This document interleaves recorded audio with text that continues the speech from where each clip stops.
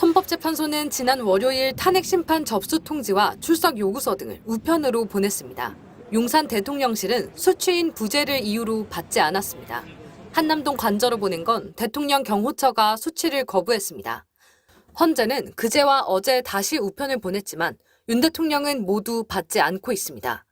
그 사이 본인 생일을 축하하는 꽃바구니는 경호처를 통해 받은 걸로 알려졌습니다. 헌재는 직원도 보냈습니다. 한남동 관저를 2차례 찾아갔습니다. 헌법재판소 측은 관저를 찾아간 직원들이 정문에서 경호처에 가로막혔다고 밝혔습니다. 윤 대통령에게 직접 전달할 수가 없어 경호처 직원에게 전달을 요청했지만 별다른 이유 없이 수령을 거부했던 겁니다.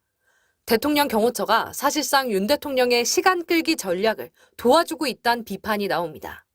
헌재는 윤 대통령이 전자 송달도 수신하지 않고 있다고 했습니다. 헌재는 서류는 아직 송달 중이라며 답답함을 감추지 않았습니다.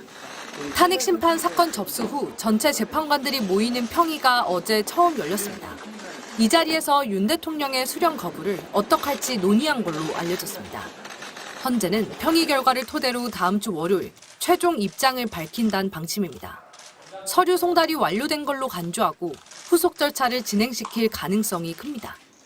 윤 대통령이 지연 전술을 펴는 것과 달리 국회는 탄핵소추 대리인으로 17명의 변호사를 선임하며 속도를 내고 있습니다. 박근혜 전 대통령 파면 당시 헌법재판관이었던 김희수 변호사와 송도한 전 국가인권위원장, 이명박 내곡동 사저부지 매입 의혹 특별검사를 맡았던 이광범 변호사가 공동대표를 맡아 오늘 첫 회의를 열 예정입니다. MBC 뉴스 유선입니다.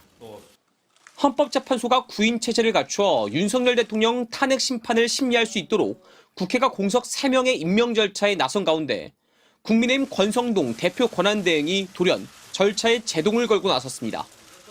국회목 3명을 추천한다 해도 한덕수 권한대행이 임명할 수 없다는 겁니다. 탄핵안이 헌재에서 인용되기 전까지는 권한대행의 헌법재판관 임명은 불가능합니다. 대통령 권리, 즉 대통령 자리가 비었다면 권한대행이 재판관을 임명할 수 있지만 직무가 정지됐지만 여전히 윤 대통령이 건재해 권한대행 권한이 제한된다는 겁니다. 지난 2017년 박근혜 전 대통령 직무 정지 때도 황교안 권한대행이 헌법재판관을 임명 못했고 파면 뒤에야 임명했다는 전례도 제시했습니다.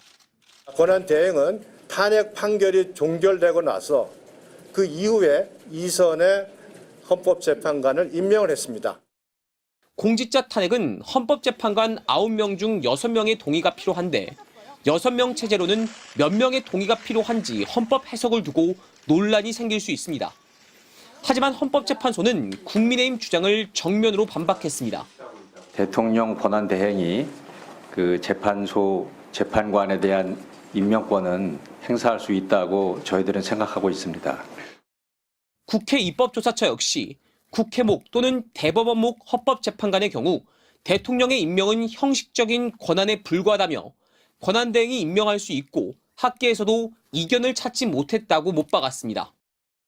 2017년 황교안 권한대행이 임명을 미룬 건 대통령 추천목 재판관도 포함됐기 때문에 국회가 사실상 정하면 형식적으로 임명만 하는 이번 경우와는 다르다는 지적도 나옵니다. 국민의힘은 구질구질한 절차 지연 작전을 포기하고 인사청문회 일정 협의에 서둘러 응하기 바랍니다. 억지 주장이라는 반박이 이어졌지만 국민의힘은 끝내 인사청문회 불참을 선언했습니다.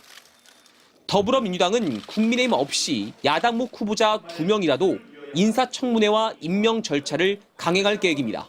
MBC 뉴스 이문현입니다.